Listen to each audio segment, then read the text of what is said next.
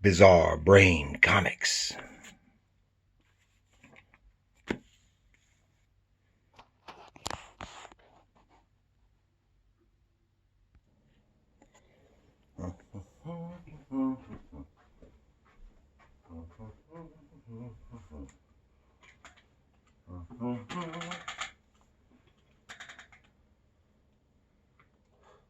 Hello, Gary here for Bizarre Brain Comics. This is where I like to take a look at some older comics, talk a little bit about the creators and the characters, and then talk about the stories and the art.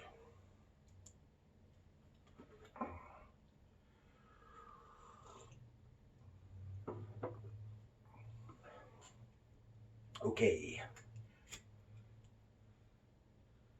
This time,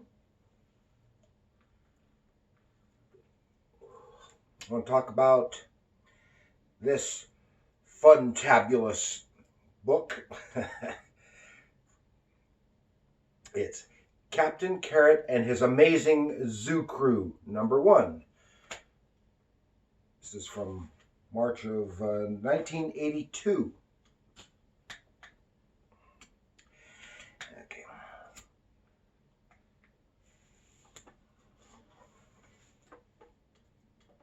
And it's from DC Comics. Okay.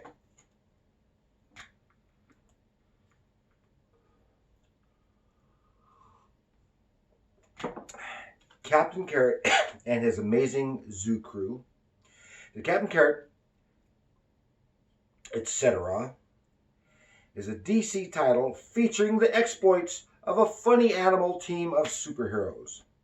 It first appeared in a 16-page story insert in New Teen Titans #16, which then led to the regular series running from 82 to 83.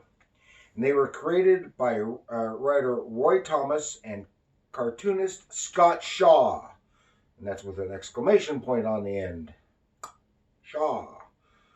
It was the last original funny animal property created by DC Comics up till now, due to the multiverse. Oh, I ran those sentences together.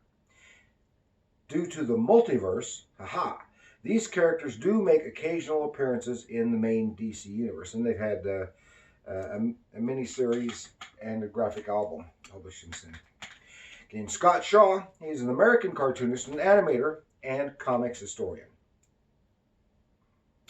Okay, some of the comics that he has worked on are The Flintstones, of course, Captain Carrot, The Simpsons, and Sonic the Hedgehog. In the 70s, he started by selling work to various underground comics. He then got into writing and drawing for Hanna-Barbera licensed comics. And then he got to work directly for Hanna-Barbera on a Flintstone show. Then he created Captain Carrot with Roy Thomas for DC before moving to Sonic the Hedgehog for Archie Comics.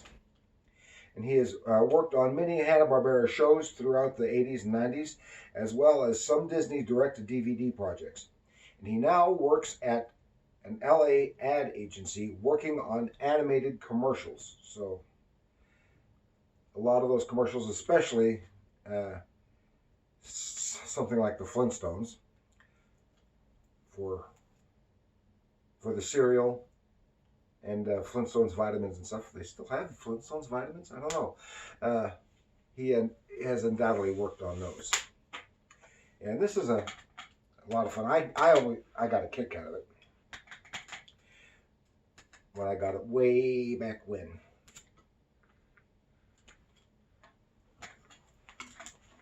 So let us take a little look into this alternate reality of funny animals with Captain Carrot and His Amazing Zoo Crew, #1.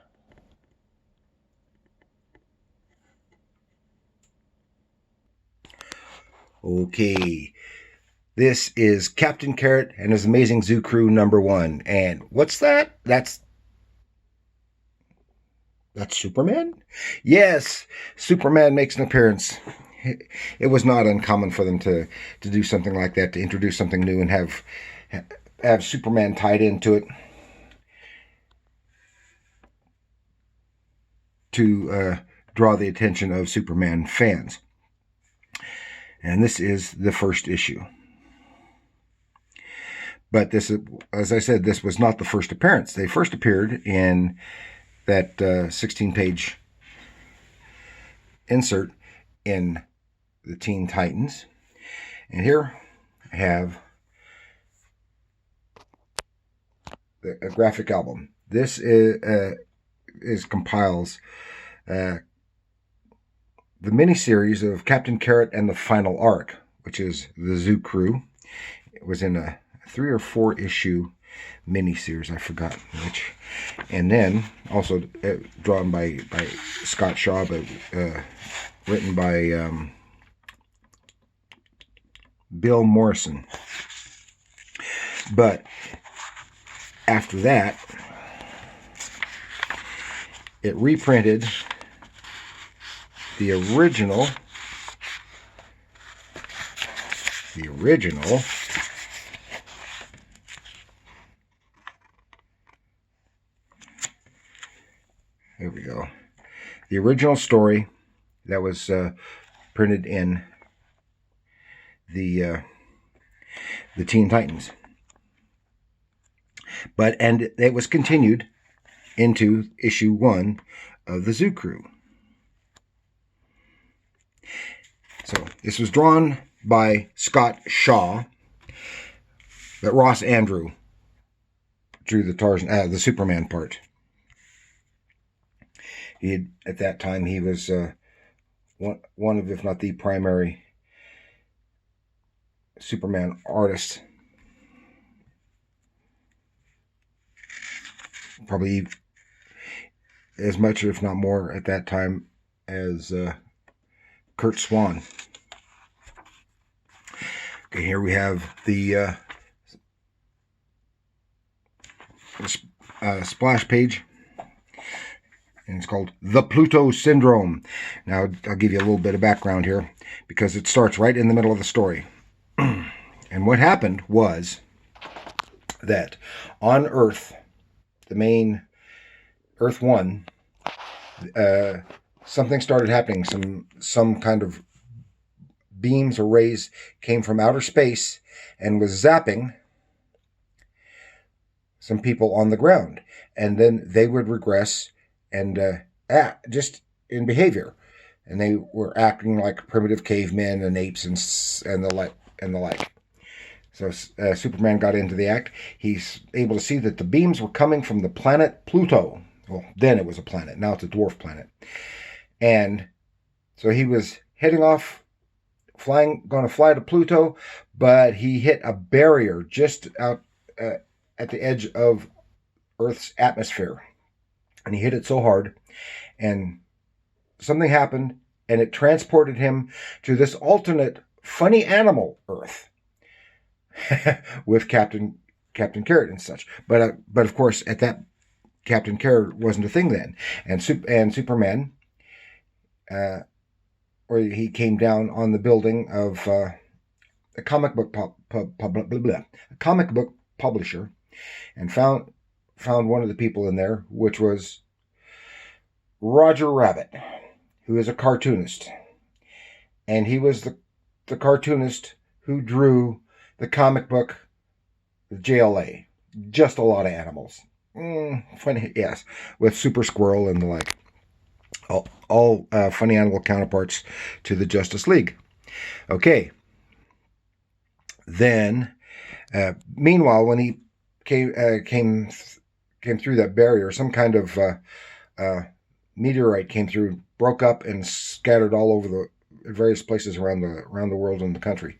And one little piece of that meteorite landed in Roger Rabbit's, then he was Roger Rabbit,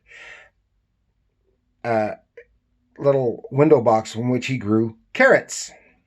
And he reached in, grabbed a carrot to nibble on, and boom, it transformed him into Captain Carrot. Because you could see this Roger Rabbit is just a common, everyday, funny-looking, funny animal type.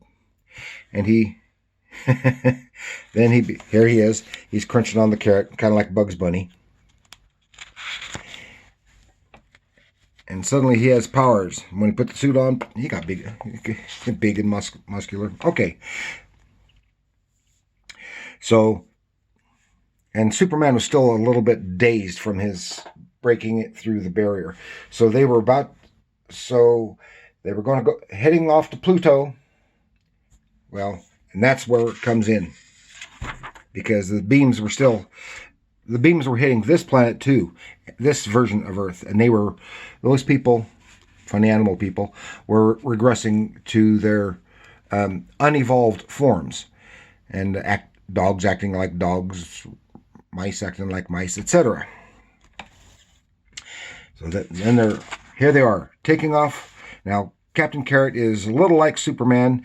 He's super strong and super tough, but he can't fly. He's more like Superman was when he made his first appearance back in 1938. And they're taking off to Pluto. But in the meantime, before they got very far, one of these beams zapped an airliner and made the the pilots, who were birds, become birds again and were unable to fly the plane. So they had to struggle to land the plane safely. But Superman is still dazed and kind of dizzy and almost screws it up. But as the plane is coming in, they got it on the ground, but it's not stopped safely. And I like this kind of transition here, as he's got a hold of that plane and using all his carrot-powered might to stop the plane safely before it crashes into the airport terminal. Ooh, these days. And then there's Superman. He kind of, sorry, I kind of bungled it. And of course, Captain Carrot doesn't even know what a human is. He just calls him some funny looking ape, which is what he is. Now I want to tell you right now, okay, this is where I have a little recap. And they initially named him Roger Rabbit. Now, shortly before this comic book came out, was published the novel by Gary Wolfe called Who Censored Roger Rabbit? So they had the lock on that name. So then they changed Captain Carrot's alter ego's name from Roger Rabbit to R. Rodney Rabbit. Then, so thereafter, he was just known as R. Rodney Rabbit, and they called him Rodney. And this was just several years before they made the movie, the Disney Roger Rabbit movie had come out, which was a great movie. I really enjoyed the book. The novel it's based on considerably different, and I love both of them. So here they are, and you can see Scott Shaw has a really nice, clean and crisp art style, good storytelling, panel-to-panel storytelling capabilities, and has good exaggeration. I like funny animals.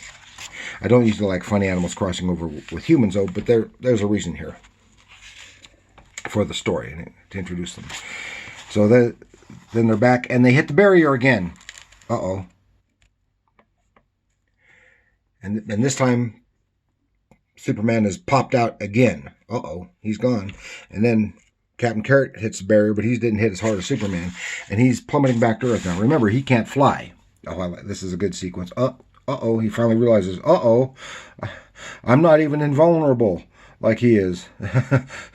He's going to land the hard way. But on the way, come down. They're down at where he's going to land. We see, what's this? Nice transition there as you get a close-up of this big pig. And then a really nice splash page here of this guy, Pig Iron, catches Captain Carrot and saves him from going splat. And everyone cheers, yay! And of course, then we have to they talk and they get obligatory background origin story. Pig in a steel mill gets clunked on by a piece of meteorite, falls into a vat of molten iron, and comes out, and he's pig iron. And then they say, well, there's some other superheroes because he needs help. They need help, and down in New Orleans, they come across where there's more zapping going on, and they have to stop the people from going animal nutso, and they meet Alicadabra, who I won't go into her background, but also meteor and giving magical powers. Then they meet Fastback, again, meteor, super speed powers. He's a turtle. Turtle. And again, really nice, good, consistent visual storytelling. The writing is nice and crisp and flows, and they even make fun of all the origin stories. Because here's his origin story. And then there's more zaps and I like it. I have to go to Hollywood. I've forgotten the reason why. And they go to Hollywood. They call it Follywood. More zaps, more people acting like nutso, and then they meet two more, who's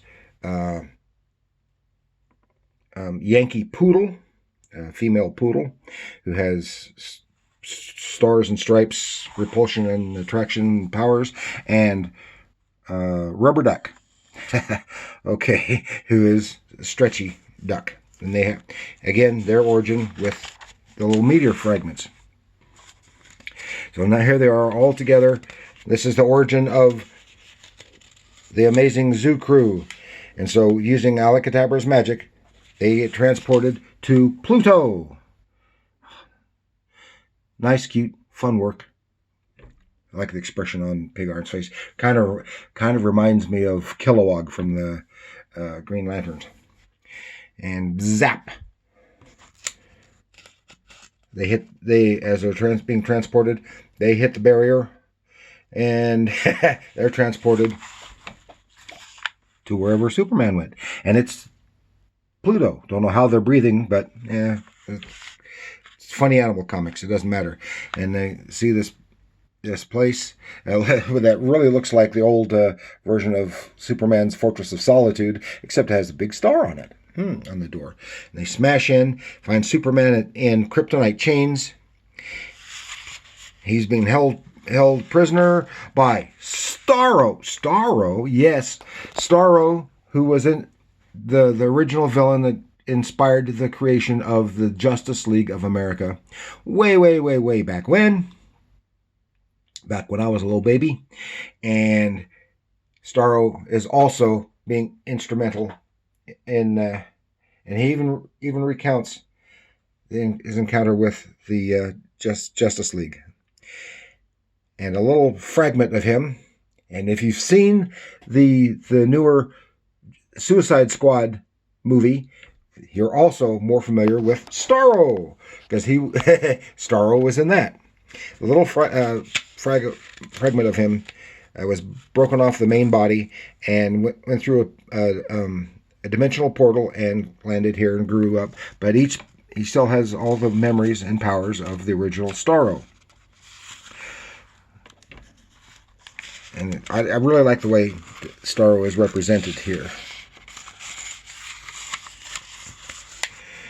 And there's Captain. They're all trying to punch out Starro, but none of them are strong enough. So they have to realize they have to team up, and they all go at him together. Rubber Duck, Rubber Ducky, you're the one. And Fastback, they're working as a team. Boom. And they are able to defeat Starro. There he is. Oh, all bent out of shape. free Superman from the kryptonite chains, and he thanks everyone. They stopped the beams that were doing this stuff. He was trying to regress everyone, and then he was going to take over the Earth. Now they name themselves. We are Captain Carrot and his amazing zoo crew. And here's a little teaser here back on Earth with Mallard Fillmore, who is the president, and something going to happen in the next issue. Next issue, a certain really ominous, secret, strong, inevitable, christened acrostic and Armadillo, who's going to be the villains. And that's the end.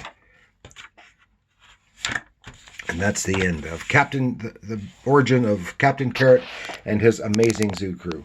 Just a lot of fun. I think Robert Shaw. No, Scott Shaw. He is a fine cartoonist. I really like his work here. It's a good, and comes up being a good parody of both genres of the funny animals and superhero genres. I kind of wish there was some more funny animal stuff out there. It's considered more for little kids, and even little kids don't like that stuff so much anymore. But us big kids do. Some of us anyway. And I really get a kick out of Captain Carrot. Just like I still like Bugs Bunny, and I like Uncle Scrooge, and all those other things. But unfortunately, most of the comic reading public doesn't care for that stuff. It's just a small niche, and so it is seldom done anymore, which is sad. Okay, that was a really fun little romp with Captain Carrot and his amazing zoo crew, guest starring Superman, who was in chains. And so I hope you enjoyed it. I did. And please like, share, and subscribe. Share it with your other comic book friends. Maybe they've never experienced funny animals, let alone funny animal superheroes. So enjoy that. And remember, comics are art.